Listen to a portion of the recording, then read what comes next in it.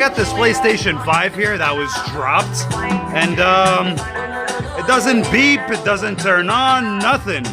It could just be a power supply. Let's take it apart. All right, I took the first stop shell off here, and I noticed that the power area and the cable here is disconnected. So let's plug it in. I just did a visual inspection here, and I really think the HDMI port is also messed up here. So, all right, I plugged it up here. Let's test.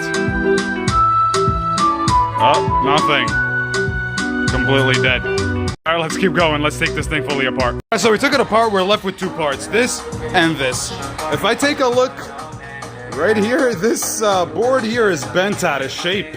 I think the board might be damaged. But let's test this power supply first. I'll be damned, the power supply is dead. Let's get a new power supply. All right, I got a different power supply here. Let's test. Oh, man. Nothing. The motherboard is shot, too. Shit. With the thermal camera here, we see that the APU is not getting any power. The memory and the APU are not turning on. There could be a fuse or something or a MOSFET here. Let's take the motherboard out and inspect. Oh, I see. The hit was so strong, it spread all that liquid metal everywhere. This APU could be shorted. I checked over all the fuses and everything on this board. I really believe that the hit is so strong, the APU has been damaged. This is the end of my trials.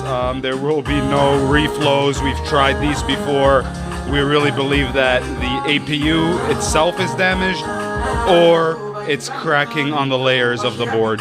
And with a bent board like this, that's it. RIP.